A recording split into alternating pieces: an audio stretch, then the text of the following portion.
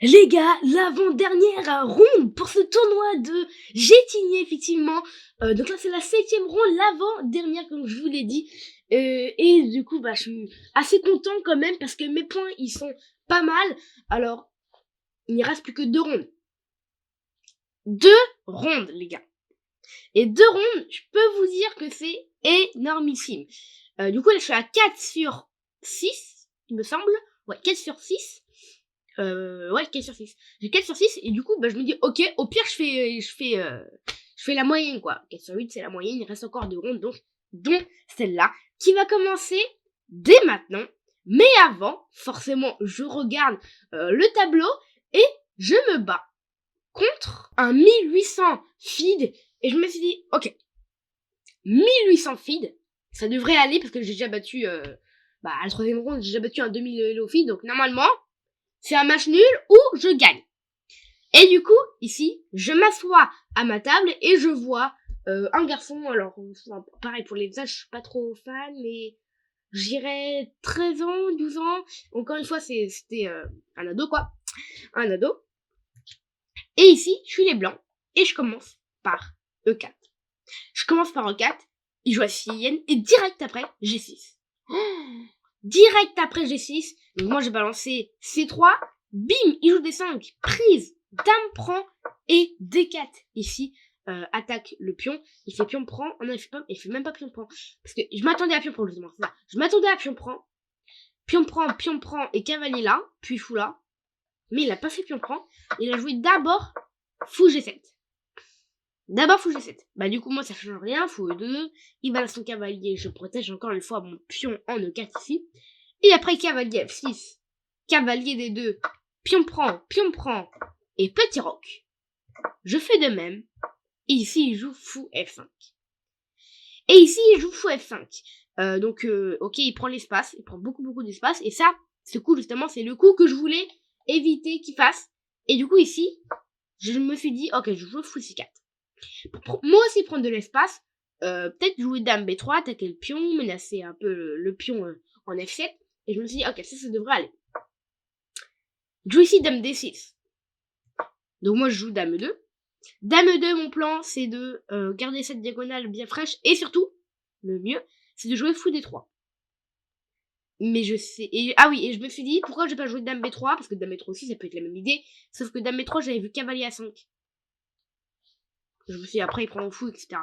Du coup, je joue dame E2. Il joue ici cavalier D5. Et je replie mon fou ici pour finalement échanger les fous. Et après, fou prend, dame prend et tour D8. Donc tour D8, très bon coup, parce que ça met la tour sur la colonne semi-ouverte. Je joue tour AD1.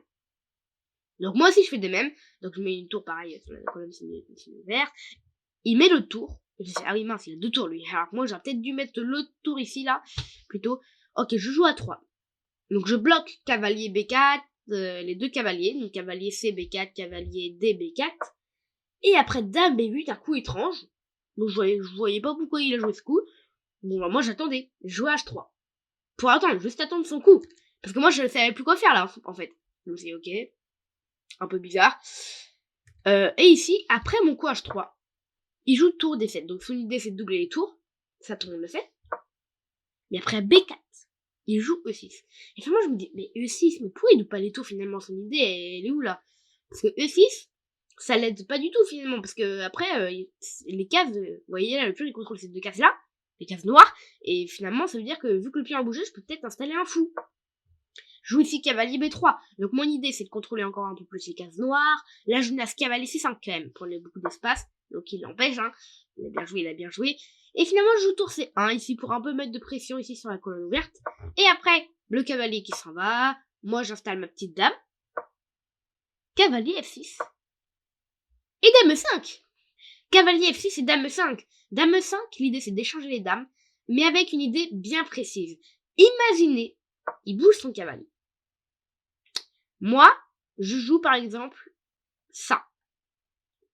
Et là, lui, il se dit, j'ai bien envie d'échanger les dames. Et s'il échange les dames, il tout simplement tour prend, et après, je prends la dame, vous voyez. Et du coup, ça gagne un temps. Et sur faux prend, pion prend, et parfait, j'ai quand même une tour de plus. Surtout avec le temps qui est en ma faveur ici. Parce qu'ici, je dois avoir 7 minutes, un truc dans le genre, et lui, il doit en avoir plus que 5.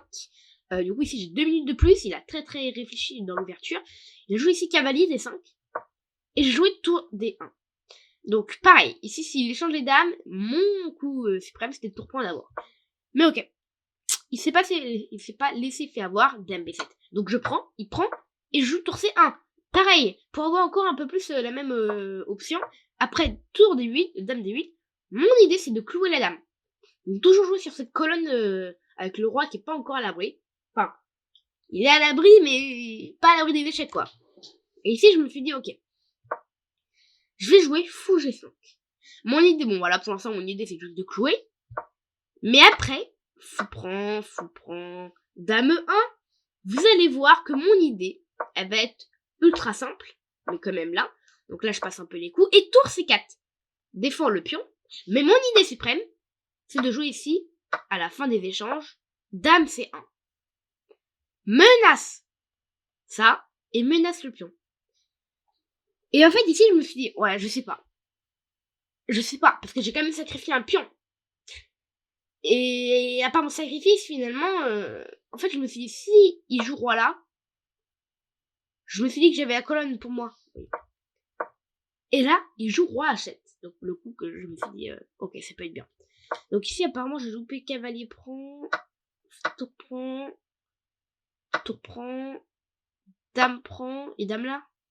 Ouais, dame là, et juste gagne forcément un pion. J'ai loupé ça. Mais moi, ce que je voulais, c'était jouer dame F4. Attaque le pion et attaque le fou. Et ici, je joue pour le gain. Parce qu'on a méga ultra réfléchi. Et moi, il me reste 3 minutes. Et lui, plus que 30 secondes.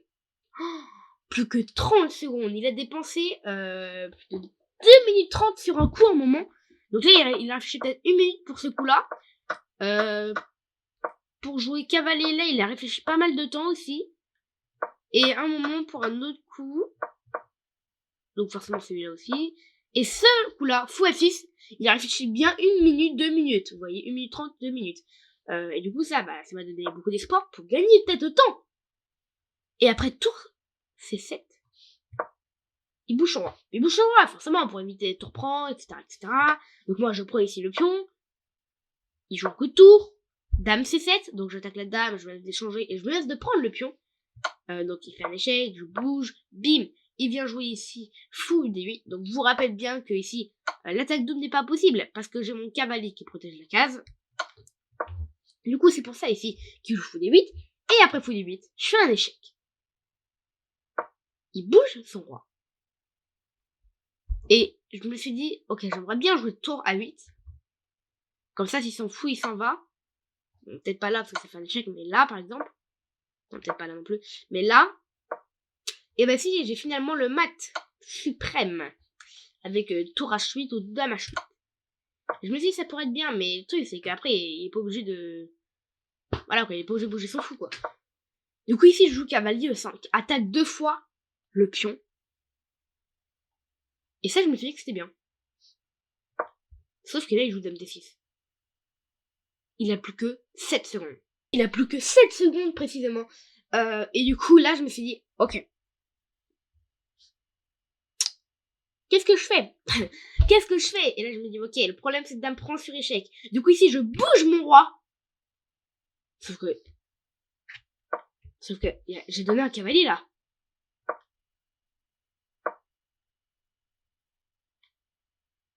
Là, j'ai donné un cavalier. Roi G1 donne tout simplement un cavalier. Il a fait dame prend E5. Sauf que là, quand il est prêt à appuyer sur la pendule, vous vous en doutez, 0, 0, 0. Il a gagné, j'ai gagné, pardon. J'ai gagné autant contre, quand même, un 1800 Hello. Mais, je suis pas très fière de moi, parce qu'en fait, je me suis levée de ma chaise, et je constate que je viens de perdre un cavalier. Alors que j'avais même pas vu avant. Enfin, je pensais que dame prend, il y avait dame prend, puis tour prend fou. Là, j'aurais pu faire ça. Là, s'il s'aurait mis là, ça aurait été match nul. Mais l'esprit, c'est qu'il avait roi là. Ça aurait été bien. Je me serais mis là, moi. S'il aurait fait un coup comme...